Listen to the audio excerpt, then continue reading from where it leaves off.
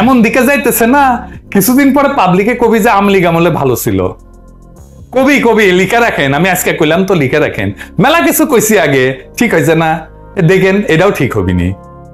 যদি বেশি তেরি বেরি করেন, পদত্যাগ না করে যদি খিচ্চা পড়ে থাকেন না নির্লজ্জের মতো, আমি তো দেশে ফিরবো, একদিন না একদিন ফিরবো, হ্যাঁ তার ঠেকাইতে তো পারবেন না। সেদিন কলে ধর্মু আপনারে, হ্যাঁ দেখি কে বাঁচায় আপনারে, প্রফেসর ইউনূসও বাঁচায় কিনা। আমার ক্রোধ থেকে আপনারা কেউ বাঁচাইতে পারবে না যদি আপনি পদত্যাগ না করে খিচ্চা মেরা বসে থাকেন, অথবা দুঃখ প্রকাশ না করেন প্রকাশ্যে। আমি কলে কামলা দিয়া কাজ করি না, বুঝছাও? কামলা দিয়া কাজ করি না, নিজের হাতে কাম করি। হাসিনা মোদিরে কেয়ার করি না। আর আপনি তো মামুলি হামজর মিয়া, আপনার উষ্টা দিতে আমার বেশি কষ্ট করতে হবে না। আরে ভাই, এটা প্রশংসা করছি আর মাথা দুটে গেছেন, ভক্তি মাথা দিতে পারেন না তো ভক্তি মাথা চাইতে যান কেন বড় ভাই? হাত ভাঙিয়ে দিবেন মানে কি? আপনি কি মাস্তান নাকি আমার মতো অ্যাক্টিভিস্ট? আপনি একটা রাষ্ট্রীয় দায়িত্বে আছেন, আপনি কি হাত ভেঙে দেওয়ার কথা বলতে পারেন? শোনেন বড় ভাই, আপনারা একবার বড় ভাই দেখছি তাই আপনারা আমি কটু কথা বলবো না, কিন্তু ব্যাপারটা বুঝায় কই। কারণ রাষ্ট্র, রাজনীতি, পলিটি, জনগণ, জনগণের সাথে রাষ্ট্রের সম্পর্ক, আইন, এই সমস্ত বিষয়গুলো বোধহয় আপনার বোঝা নাই, সরগর হয় নাই। আপনি রাষ্ট্রের নির্বাহী একজন, আপনার সাথে রাষ্ট্রের শক্তি আছে, আপনি শুধু একা না, আপনার সাথে রাষ্ট্রের শক্তি আছে। রাষ্ট্রের সেই শক্তিটা আপনার ব্যক্তিগত শক্তি না, সেটা জনগণের সার্বভৌম শক্তি। যেই জনগণ সেই সার্বভৌম শক্তি আপনারে দিচ্ছে রাষ্ট্রের মাধ্যমে, সেই জনগণকে হাত ভেঙে দেওয়ার দায়িত্ব বা অনুমোদন দিচ্ছে, দেয় নাই। আমি একজন ইন্ডিভিজুয়াল, আমি রাষ্ট্রে কোনো ক্ষমতা নেই নাই, তারপরেও তো আমি গুন্ডার মতো আচরণ করতে পারি না, কারণ আমি আমার সার্বভৌম ক্ষমতা রাষ্ট্রের কাছে অর্পণ করছি। আমার কেউ মারলে নিজে প্রতিশোধ নিই না, আমি রাষ্ট্রকে বলি তুমি এর বিচার করবা। আপনি কি গুন্ডা, মাস্তান না মাফিয়া যে হাত ভেঙে দেওয়ার কথা বলেন? নাকি ভাবছেন এভাবে কথা বললে পাবলিক শুনবে, ভয় পাবে, ডরাইবে? জি না, জি না, ডরাইবে না। খবরদার এভাবে কথা বলবেন না। এবার আসেন আর একটা আলাপ করি সিলেবাস সংশোধন নিয়ে। নতুন কমিটি হয়েছে তো খালি দেখি সব আমাদের আর কি কয় ওই প্রধান উপদেষ্টা আজিম নজরুলের পছন্দের লোকজন আর কি। হ্যাঁ, তো আমি অবশ্য কাউরে নিয়ে কিছু কইতেছি না, কিন্তু এখানে ধর্মীয় জ্ঞান নিয়ে কোনো একাডেমিক লোক নাই। তো আমি একটা রিকোয়েস্ট করি, মানে এইখানে আসিফ মাহতাব উৎসরে কোয়াপ্ট করেন, তরুণ একাডেমিশিয়ান, ইসলামপন্থীদের মধ্যে ব্যাপক গ্রহণযোগ্যতা আছে, শিক্ষক একজন, আর এই আন্দোলনে মাঠে থাকছে সে, শুধু মাঠে থাকে না, ছাত্রদের সাথে গ্রেপ্তার পর্যন্ত হয়েছে, নির্যাতিত হয়েছে। ওরে কোয়াপ্ট করেন, ওরে কোয়াপ্ট করলে আপনারাও ভালো কাজ করতে পারবেন, ও ইনপুট দিতে পারবে, ভালো ইনপুট দিতে পারবে। কমিটিটা ইনক্লুসিভ হবে, সবার মতামত থাকবে, ওর সাথে কথা বলে দেখবেন ও খুবই রিজনেবল ছেলে। এবং এখন যদি মনে করেন যে আমার রিকমেন্ডেশন শুনবেন না, মানে আমার নিয়ে তো অনেকের কুরকুরে নিয়ে আছে, আমি যা করবো সেটার উল্টার কাজটা করবে আর কি, তো তাইলে একজন আপনাদের পছন্দ মতো আলেমকে নেন বা দুইজন আলেমকে নেন, আবার ফরিদউদ্দিন মাসুদের নিয়েন না। হ্যাঁ, কিন্তু যদি আমার এই রিকোয়েস্ট আমাকে অগ্রাহ্য করেন তাহলে কলে আপনাদের ধরবো, একজন একজন কইরা লিস্ট ধরে ধরবো।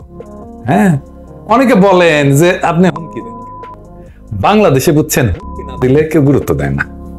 জসমিন দেশে জদাচার, আপনি ভদ্রভাবে কথা বলবেন, আপনারা পাত্তাই দেবেন না। আমি যে প্রফেসর ইউনূসকে এত রেসপেক্ট করে কথা কই, পাত্তা দিছে? দেয় নাই। হ্যাঁ, যেদিন উনারা ধরবো সেদিন উনি ঠিকই শুনবেন, এই যে লাইন ধরে শুনবেন, একদম সোজা হয়ে যাবেন। যাই হোক, আর কই না। তো এবার আসেন ইন্ডিয়ায় ইলিশ পাঠানো নিয়ে একটা আলাপ করি, উনার এক উপদেষ্টারে নিয়ে। আইজার প্রফেসর ইউনূসের আর নাই ধরি না, ঠিক আছে, উনার উপদেষ্টারে নিয়ে ধরি। তবে ইন্ডিয়া ইলিশ মাছ পাঠানোর সিদ্ধান্ত প্রফেসর ইউনূসেরই, উনার নির্দেশে ইলিশ মাছ পাঠানো হয়েছে। কারণ তার উপদেষ্টা কইছে যে একদম উচ্চ পর্যায় থেকে এই সিদ্ধান্ত আসছে, এবং কইছে যে এটা নাকি মেলা চিন্তা ভাবনা কইরা নাকি নিছে আর কি। হ্যাঁ, প্রফেসর ইউনূসের ধারণা হয়েছে যে উনার ইলিশ পেয়ে মোদি খুশি হবে আর আমেরিকার প্রফেসর ইউনূসের দেখা দিবে। আমরা তো দেখছি যে মৎস্য এবং প্রাণী সম্পদ উপদেষ্টা ফরিদা আপা সাংবাদিকের প্রশ্নের জবাবে বলছিলেন যে ভারতে কোনো ইলিশ পাঠাইতে পারবে না, ক্ষমা চাইতেছি, এটা দামি মাছ। আমরা দেখছি যে আমাদের দেশের মানুষ ইলিশ খাইতে পারে না, কারণ সব ভারতে পাঠানো হয়, এবং জনগণ কিন্তু ইলিশ মাছ পাঠানো হোক এটা চায় না। এত সবকিছুর পরেও এই মৎস্য উপদেষ্টার কথা ভুল প্রমাণ কইরা 3000 টন ইলিশ রপ্তানির অনুমতি দিয়েছে বাণিজ্য মন্ত্রণালয়। আগের 2 বছরের অর্ধেক ইলিশও যায়নি কিন্তু ভারতে। মানে এই পর্যন্ত 5,500 টনের মতো গেছে হাসিনার আমলে 4 বছরে। তার প্রফেসর ইউনূসের সরকার 1 বছরে 3,000 টন ইলিশ রপ্তানির অনুমতি দিছে। তো মৎস্য মন্ত্রণালয়ের সাথে আলাপ করেছে বাণিজ্য মন্ত্রী, করে নাই। আলাপ করা জরুরি কিনা সেটা কিন্তু বলি নাই। এইখানে মৎস্য উপদেষ্টা একটা কথা পাবলিকলি বলছে, সেখানে তার সাথে আলাপ করে নেবে না। নিজের সহকর্মীর প্রতি কি নিদারুণ উপেক্ষা।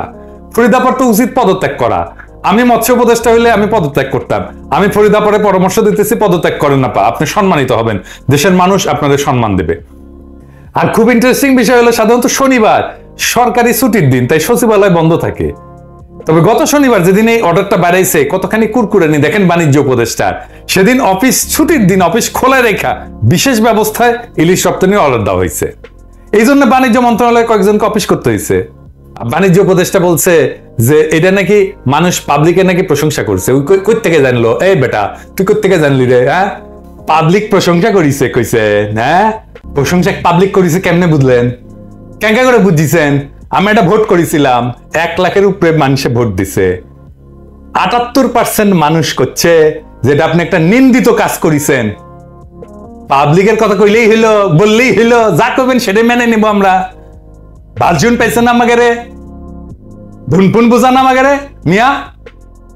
আরো কইছে যে দেশে এত পরিমাণে ইলিশ হয় যে 3,000 টন ভারতে পাঠালে বাজারে কোনো প্রভাব পড়বে না। তারা কইতেছে আমাদের কম দামে পেঁয়াজ দেয়, তাহলে এই পেঁয়াজ খাওয়া বন্ধ করে দেন। আরো বলছে চাঁদপুরে যে ইলিশ ধরা পড়ে এই 3,000 টন নাকি একদিনের ধরা পড়া ইলিশের সমান। ভারত নাকি আবার বন্ধু দেশ। এই উপদেশটা কি প্রফেসর ইউনূসের উপদেশটা নাকি আওয়ামী লীগের উপদেশটা? কাউয়া কাদেরও তো ইনকা করে কথা। এই যে রিটা শেখ কাউয়ার সাউন্ড দেন, যে অনেকদিন শুনে না, হ্যাঁ জোরে দেন, আরো জোরে দেন। হচ্ছে এই কাউয়া কাদেরও তো ইনকা করে কয় না। এদের ছাত্রের উপদেশটা বানাইছে। রাস্তায় ছাত্ররা ঢাকা না দিল্লি স্লোগান দেয়, বড় বড় করে আবার স্লোগান দেয়, ভাতখানা এমন খাইয়া ফেলবে ইন্ডিয়ারে। আর উপদেশটা বানায় এরকম ভারত বন্ধুরে। পুরো যে বানানো হয়েছে উপদেশটা, ওই কি জানে দৈনিক কত টন ইলিশ উৎপাদন হয় দেশে? ইলিশের বার্ষিক উৎপাদন 3,46,000 মেট্রিক টন। তার মানে দৈনিক 1,000 মেট্রিক টনেরও কিছু কম উৎপাদিত হয়। এটা তো বিবিসি রিপোর্ট, তাই না? 1 মে 2024 ওই ক্যাকা করে কয় যে দিনে 3,000 টন ইলিশ উৎপাদন হয়। হাসিনার মন্ত্রীগুলো ছিল মূর্খ, আর প্রফেসর ইউনূসের মন্ত্রীগুলো হচ্ছে হাম্বাগ। হাম্বাগ মানে জানেন তো, ভাবেই আম্বিয়া, মানে ভাব দেখায় যে উয়ে বেশি একেবারে যাই না, একেবারে আকাশে উঠে গেছে। ওই আর কেউ কিছু জানে না। হ্যাঁ, আর সবাই তেজপাতা, ওরা একাই জানে, ওই একাই বুঝে। হ্যাঁ, তো দেখলেন তো কামে, ওই জানেই না, কথা কওয়াই লিখবে। আর ওই যেদিন বন্ধু রাষ্ট্র বইলা ইলিশ পাঠাইলো, সেদিনই অমিত শাহ কি কইলো? বাংলাদেশিদেরকে উল্টা করে ঝুলাবে। দেখেছেন বন্ধু রাষ্ট্র কেঙ্কা লাগে, চিন্তা করেন তো। আমি ওরা ধরতেছি খারান। হ্যাঁ, সালাউদ্দিন সাহেব আগে ইলিশের বিষয়টা বুঝেনি। ইলিশ নিয়ে আমি অনেক আগে একটা এপিসোড করেছিলাম, এটা আপনারা দেখছেন কিনা জানি না, অনেক টাইম নিয়ে করেছিলাম, পারলে এটা দেখে নিয়েন। এটা কি লেখা আছে এটা সেটা বড় করে দেখান। এটা আমেরিকার মিনেসোটা স্টেটে হাসিনার পাঠানো ইলিশ ওরিয়েন্টাল দোকানে বিক্রি করছে ভারতের পণ্য বইলা, অনেক সস্তায়, প্রায় এক পাউন্ড $5 মতো। হাসিনার পাঠানো উপহার বেচে তারা লাভবান হইতেছে। ইন্ডিয়া নিজে ইলিশ মাছ ধরে, আবার সেই ইলিশের সাথে আমাদের ইলিশ মিশা এক্সপোর্ট করে। দেখলেন তো বাঙ্গু এলিট, যেমন এই যে মোস্তফা সরোয়ার ফারুকী কইছে যে আমাদের ইলিশ দেওয়া উচিত, আমাদের নাকি মন ছোট দেখাচ্ছে আমরা যদি ইলিশ দেখাইতে না পারি। ফারুকীর তো ইন্ডিয়া প্রেম বানের পানির মতো গড়গড়ায় পড়ে আর কি। ইন্ডিয়ান নায়িকা নিয়ে সিনেমা বানায় তো তাই, আমিও সিনেমা বানালে তাই টেরাই করতাম আর কি, বানের পানির নাগাদ প্রেম গড়গড়ায় পড়ে কিনা। আর একদল কইতেছে কলকাতা আমাদের আন্দোলনের সময় সাপোর্ট দিছে, কথা সত্য, কিন্তু এটা ভুলেন না যে ওরা ওদের একটা আলোকিত অংশ সাপোর্ট দিছে, সংগতি জানেছে, সবাই না। আবার আমাদের লড়াইয়ে সাপোর্ট দিয়ে নিজেরা গৌরব বোধ করছে। এটা একটা ফেনোমেনন, এটা সারা দুনিয়ায় হয়। বীরত্বের সাথে মানুষ নিজেকে যুক্ত করে। বাংলাদেশের মানুষ এই দানবীয় শক্তির সাথে, বিক্রমের সাথে লড়াই করতেছে, এটা ভাগ নিবে না, ওরা জিন্দগিত পারবে এরকম করতে, তো নিছে, ভাগ নিছে, তো ঠিক আছে নিছে, সেজন্য কৃতজ্ঞ হওয়া লাগবে নাকি? হ্যাঁ, এই হাসিনার মতো এই যে মুক্তিযুদ্ধে সাহায্য করেছে জন্য আমাদের কৃতজ্ঞতা জানাইতে হবে 50 বছর ধইরা? হ্যাঁ, তো আমাদের আন্দোলনের সময় 2টা মিছিল করেছিল, সেজন্য আমাদের কৃতজ্ঞ থাকতে হবে ইলিশ মাছ পাঠায়? হ্যাঁ, এই পশ্চিমবঙ্গ ফারাক্কা দেয় নাই। ফারাক্কা দিয়ে পানি কই যায়? গঙ্গায়। তো পদ্মায় ইলিশ চায়, পদ্মায় পানি দেয়? পশ্চিমবঙ্গের মানুষ পানি দেয়? দেয় না। তিস্তার পানি কে আটকাইছে? মোদি আটকাইছে না মমতা ব্যানার্জি আটকাইছে? মোদি আটকায় নাই। হাসিনা পতনের পরে বাংলাদেশ নিয়ে যত ক্যাম্পেইন হয়েছে কে করছে? কলকাতাই তো করছে। বিবিসি দেখেছে কিভাবে ভারত একের পর এক মিথ্যা খবর ছড়াইছে বাংলাদেশে হিন্দু নির্যাতন নিয়ে। আর বাংলাদেশে যখন বন্যা হইলো তখন ওরা কি রকম উচ্ছ্বাস করছে, মনে ভুলে গেছেন?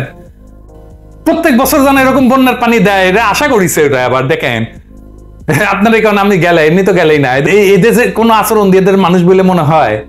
দেখেছেন কিভাবে কি সমস্ত কমেন্ট করেছে, সব করলাম না, শুধু ব্যক্তি পর্যায়ে না, এই যে জি24 ঘন্টা নিজে বাংলাদেশের এই অসহায় পরিস্থিতির নিয়ে ব্যঙ্গ করে নিউজ করেছে না, দেখেছেন না আপনারা? দেখেন আবার এরে বলে বন্ধু দেশ আমাদের উপদেষ্টা। এবার আসেন এই উপদেষ্টা একটু সুলুক সন্ধান করি। এই উপদেষ্টা হাসিনার মন্ত্রী রুহুল হকের বেয়াই।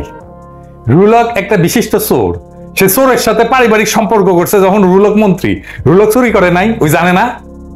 এই সব রসুনের টুপকি একই জায়গায়, বুঝছাও? বাঙ্গু সব এলিট একই জায়গায়। আমি শুনছি সব উপদেষ্টার ব্যাপারে নাকি কিছু দ্বিমতের সমালোচনা থাকলেও এর ব্যাপারে সালাউদ্দিন সাহেবের ব্যাপারে কোনো সবাই নাকি একমত ছিল। তা তো থাকবেই, এটা তো এর এলিটের সরকার। হাসিনা শুধু বদলাইছে, আর কি বদলাইছে? কিছুই বদলায়নি। গুম হয় না, গুম হয়েছে। এখনো বিচার বহির্ভূত হত্যা হয় রাষ্ট্রীয় বাহিনীর হাতে। উল্টা শুরু হয়েছে সর্বব্যাপী অরাজকতা। আর্মি কিভাবে পিটাইতেছে দেখেছেন? আমি আর ছবি টবি দেখাইলাম না, কত ভিডিও টিডিও আপনারাই দেখেছেন। এখানে দেখা যায় কি সেনা সদস্যরা মারধর করতেছে গরিব মানুষদেরকে। অল্প কয়েকদিন আগে জুলাই আগস্ট গণ অভ্যুত্থানের সময় এরা ছাত্র জনতার উপরে গুলি চালাচ্ছিল না?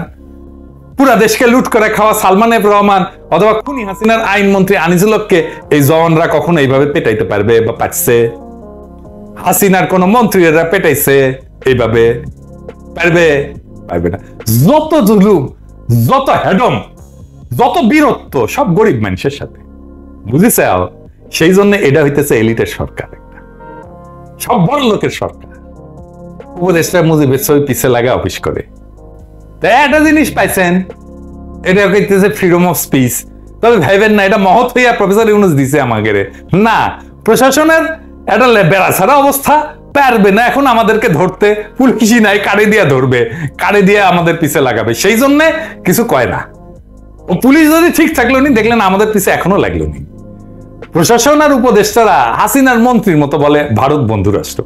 স্বামী স্ত্রী এখনো বলে নাই, কারণ প্রফেসর ইউনূসের ক্যাবিনেট তো বুড়া খাটাস দিয়া ভর্তি, তাই কয় নাই। বয়স না কম হলে ঠিকই ইনকা করে মেটাফোর দিল নি। হ্যাঁ, এমনিতে তো পদ পাইতে দিতেছে, তো ওদের দিল নি ইনকা করে আর কি। এমন দিকে যাইতেছে না, কিছুদিন পরে পাবলিকে কবি যে আমলিগ আমলে ভালো ছিল। কবি লিখে রাখেন, আমি আজকে কইলাম তো লিখে রাখেন। মেলা কিছু কইছি আগে, ঠিক হয়েছে না? দেখেন এটাও ঠিক হবিনি। আর কি কইছে? ডেঞ্জারাস কথা কইছে। ওই কইছে আমরা নাকি ইমোশনাল কথা কই। বিপ্লব গণ অভ্যুত্থান কি ইমোশনাল না? হ্যাঁ, এই বিপ্লবে হাজারের উপরে ছাত্র জনতা জীবন দিল, তার রক্তের উপর দিয়া ও ক্ষমতা উপভোগ করতে আসছে, আর আমাদের উপহাস করে ইমোশনাল কইয়া।